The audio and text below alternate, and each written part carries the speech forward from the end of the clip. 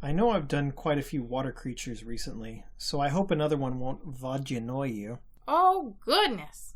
I'm Vince. I'm Claire. And this is Friends of Legend!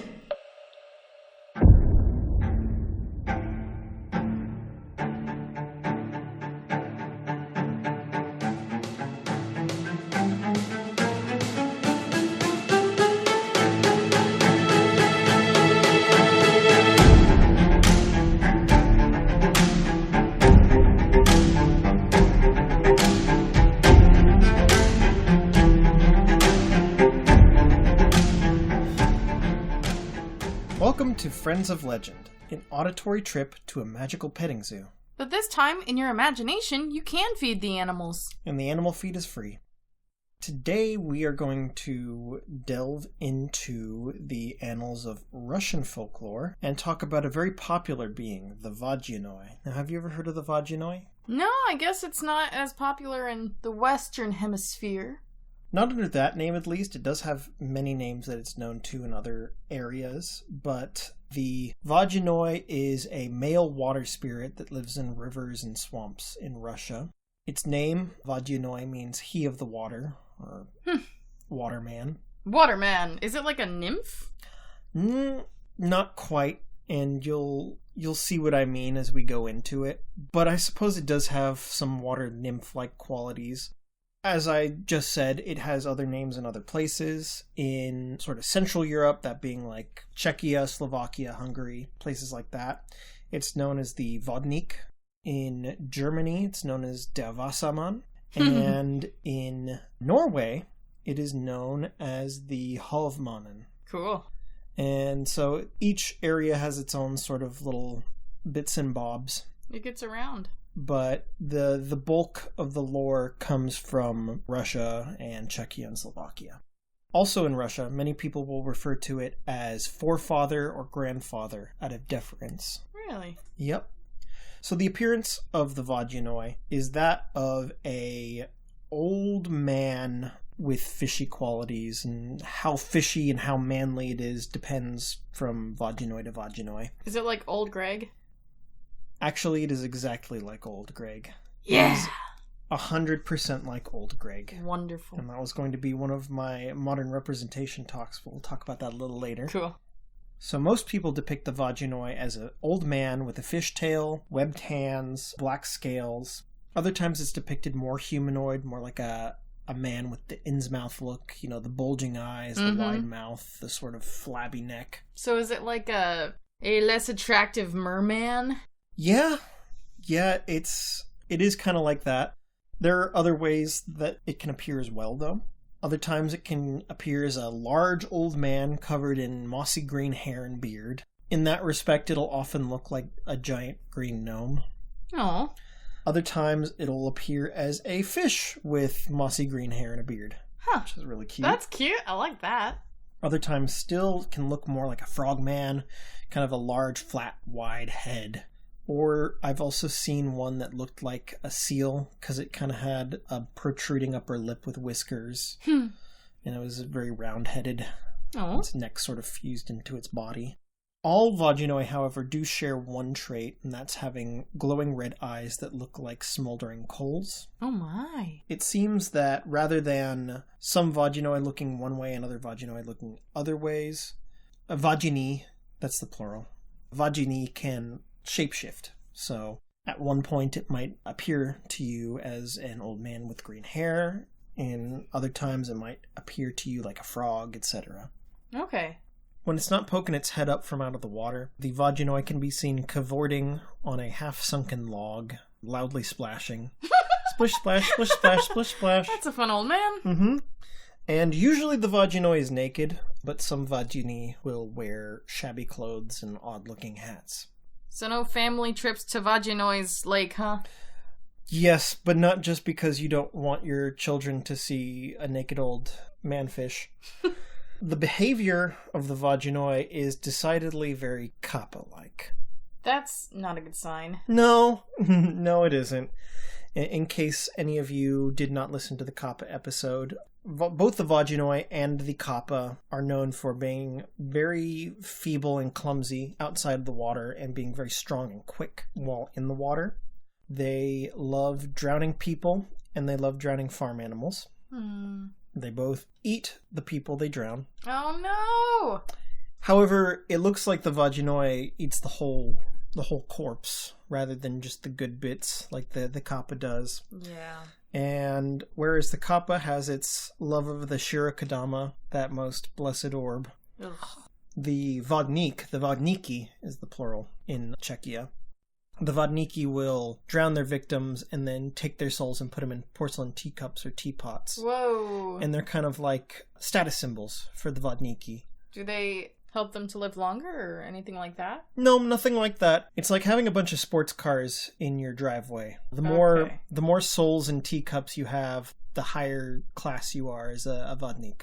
Okay. It kind of reminds me of Ursula's little soul people. It is a lot like that. Can I ask you something, Vince? You can. Are you actively looking for Friends of Legend that have anything to do with the Shirakadama? Not actively. They just come to me. What can I say? Excellent. It's like as soon as I discovered the existence of the Shirakadama, it became my mission to mention it whenever I could. Well, that's awfully upsetting. Yes, it is. Carry on. I'm sorry. So the Vodyanoy won't just drown people to eat them.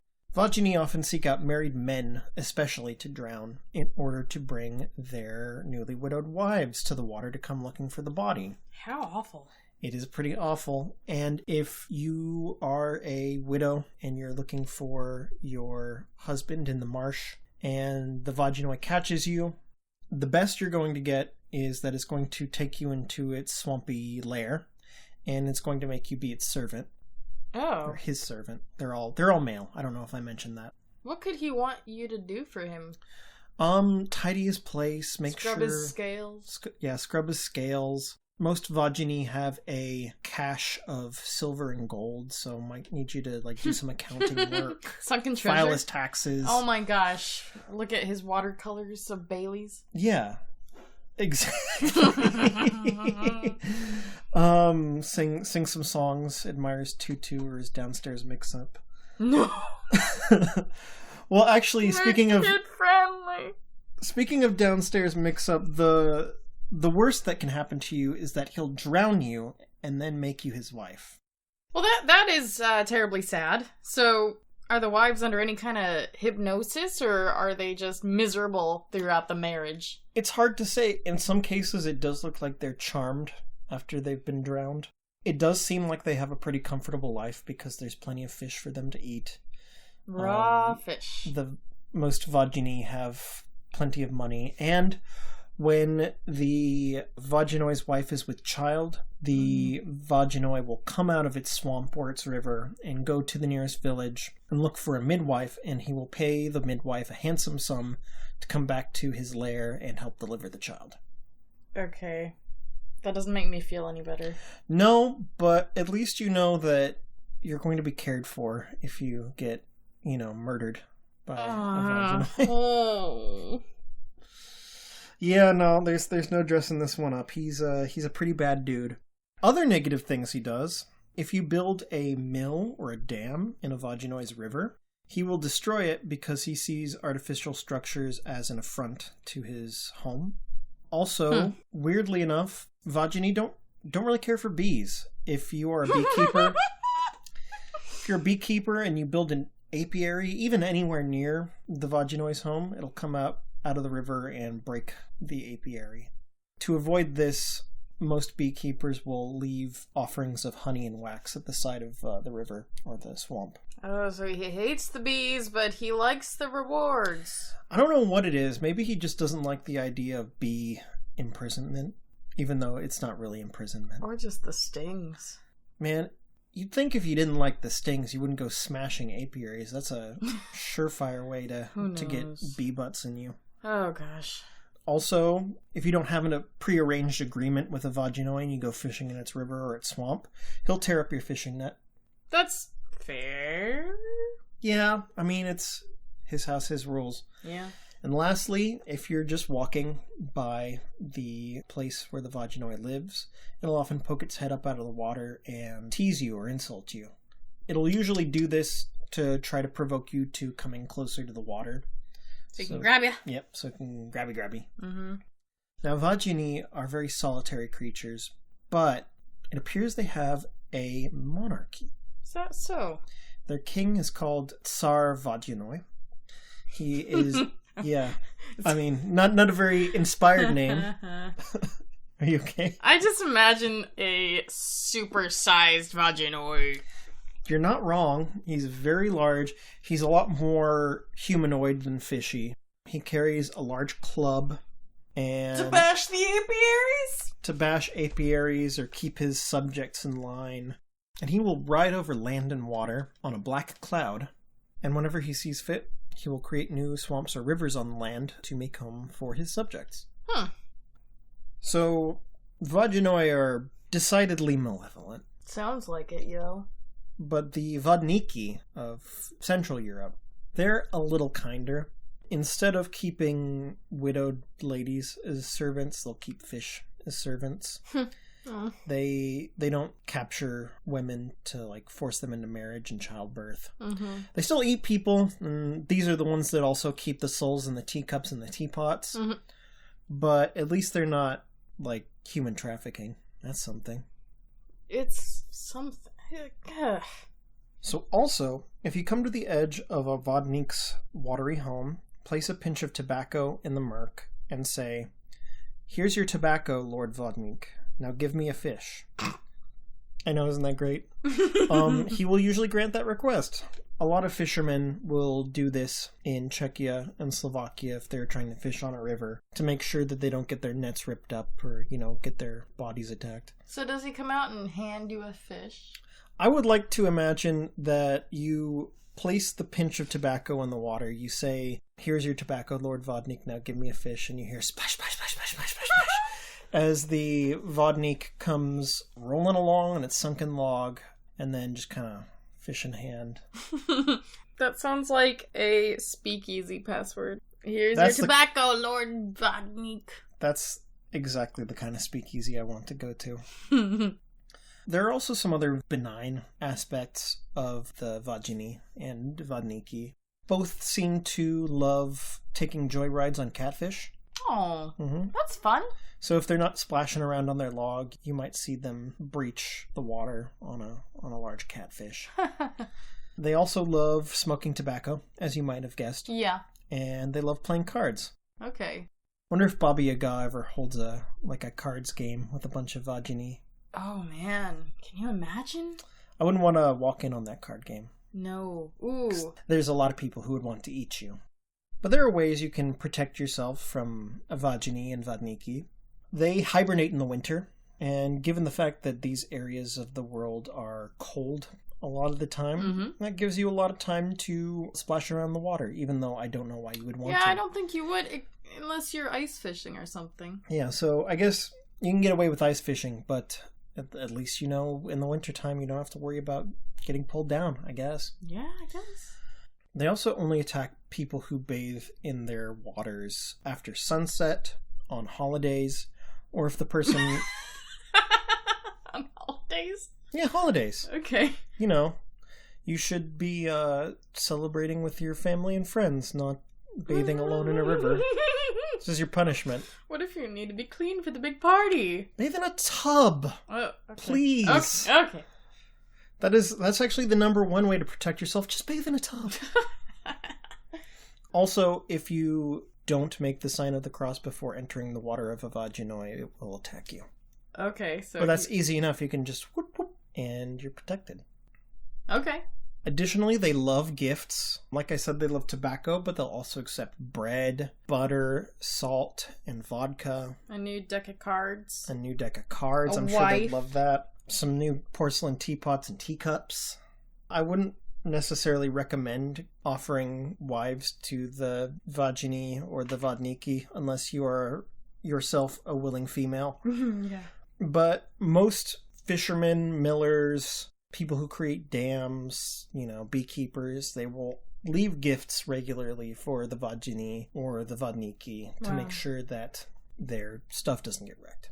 Also, if you see a drowned body in a river or swamp, I'd recommend just leaving it where it lies, unfortunately, because anything that dies in a Vodyanoy's territory is automatically its.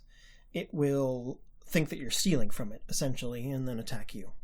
Well, if I come across a drowned body, I will call the police and let them know, hey, be careful, there's Vodyanoy, and we'll see what they have to make of that. I assume they'll just tell you to leave it. They probably don't want to get drowned either. Oh. Lastly, as a desperate measure, if you are being attacked by a Vodyanoy, you can throw buttons at it. Oh. Yeah, so you can throw buttons at it, and it will at least let you go. In some cases, if you throw enough buttons at it, it will leave the body of water and never return. What in the world? Why do you think? I don't know. It's like exorcising a demon, I guess, but with buttons. How crafty and cute. The power of buttons compels you. So with the behavior of the Vodyanoy covered, it's on to modern representation. Most non-Central or Eastern European people will have learned about the Vodyanoy from the Witcher games, in which they play a pretty important role. They are depicted as a race of super intelligent water beings. Their features and some of their behaviors are the same as an actual Vodyanoy, but they live more communally. They have a very complex society. They make complicated metalworks, and they have organized religion. No kidding. And Geralt of Rivia will talk with some of them, especially the priests, whereas he'll have to fight some of the hostile ones. Other people may have noticed a subtle and maybe unintentional nod to the Vodyanoy in the Mighty Boosh's skit Old Greg.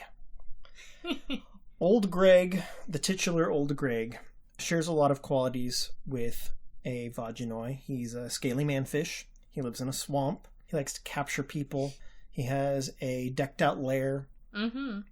And he must have some degree of influence because he managed to make the one guy a popular musician.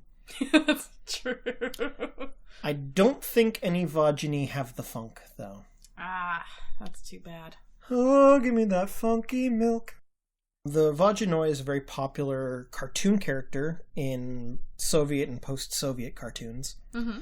Most notably, there was a 1979 cartoon adaptation of the story The Flying Ship, also known as The F.o.L and the Flying Ship. Oh, I love The F.o.L and the Flying Ship, but I've only watched the Robin Williams version. You did not like that. It was horrifying. Well, it's just the illustrations that were horrifying, right? It was, yeah. The story was fine. It was just terrible to look upon. Yeah. The Russian 1979 version is a lot cuter. The titular F.o.L runs into a Vodyanoy who sings a song about how lonely he is and how he only wants someone to talk to. Oh, sad. And then later helps the titular F.o.L build the titular flying ship. Aha! Mm-hmm. Lastly, the Czech composer Antonín Dvořák had a symphonic poem called Vodník about the Vodník. And the Vodník also played a part in his opera called Rusalka. Interesting. I'm not familiar, but I like his other works. He must have had a great liking for this water being. I didn't look into the lyrics at all, but I know that it's interesting that he brought it up twice. Yeah, gosh. So with modern representation out of the way, let's talk about how we can become friends with a Vodyanoy or a Vodník. Mm-hmm. No one's really done it, except for the F.o.L in the F.o.L and the Flying Ship. Okay. So it's hard to say with any certainty what will work, but I would suggest starting any interaction you have with Vodyanoy on land. Because as long as you're on land, it will not be powerful enough to do anything to you. It's extremely feeble. Yeah. If it leaves its water. And you might want to start up a game of cards, right?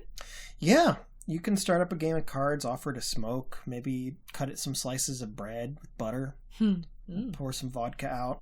Start that relationship off on a good note, because you're fighting against instinct here. If you're a dude, he's going to want to kill and eat you. If you're a lady, he's going to either want to enslave you or kill and marry you. Is he gonna do to you what he did to Old Man Jefferson? Yeah, unless you marry him. No. Take his scaly handed marriage. Do you love me? So yeah, the gifts, the card games. Don't build anything in its territory, or at least ask first. Mm-hmm. And maybe the Vodyanoy of the Fool in the Flying Ship speaks true of the secret desires in every Vodyanoy's heart, that they do just want some companionship. Yeah. But I doubt it. It sounds like there could be some benefits to being friends with a Vodyanoy. For one, it's very strong. It's always good to have a strong friend, and if you're friends with it, it seems like it would just as easily save you from drowning as it would drown someone it's not friends with. Okay, yeah. Also, seems to have a lot of resources.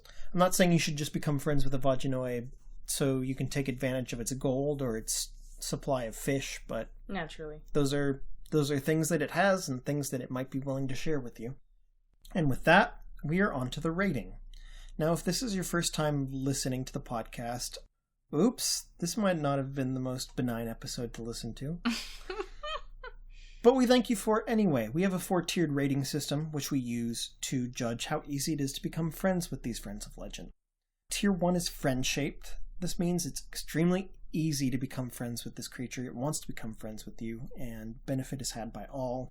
Think of something like a gnome. Tier 2 is cheeky friend. This creature is going to maybe play some tricks and make some bad jokes at you, but they're pretty friendly all in all. Think of something like the Curupira. Next up is Spicy Friend. This is a creature that's going to be harder to become friends with, and usually implies some amount of risk in the friendship process.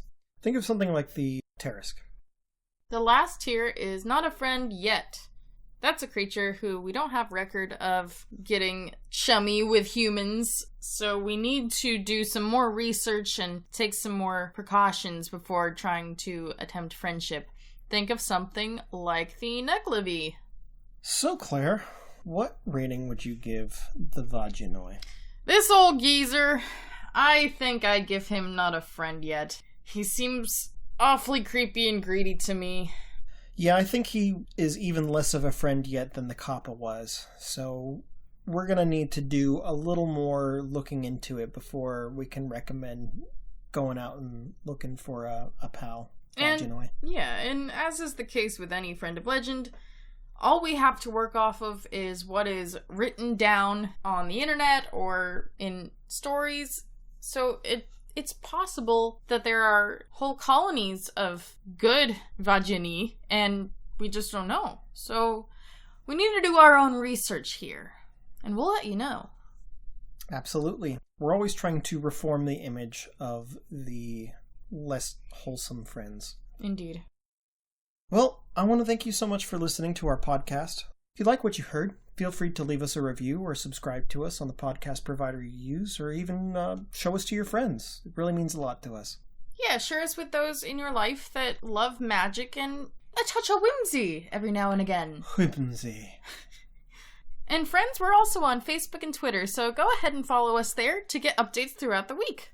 If you're looking for more Friends of Legend content, we also have a website, friendsoflegend.com, where you can find frequently asked questions, information about us, as well as a place to reach out to us if you want more information on a creature we've talked about, want to suggest a new creature, or even just want to shoot the breeze. True that. And we post new episodes every Saturday, so be sure to subscribe to us and then you'll get notified right on your phone. That's right. So thanks again for listening, and remember, when it comes to Friends of Legend, charm them. Do not harm them.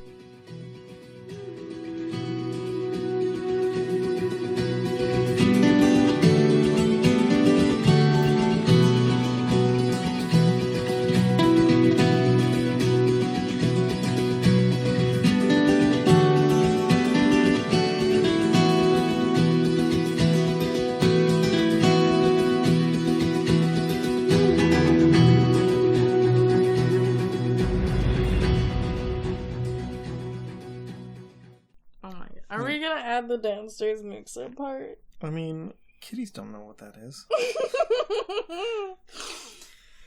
Okay. I said the word anus 5 times in the Kappa podcast. I think that we can say downstairs mix-up. Do you like Baileys? Creamy.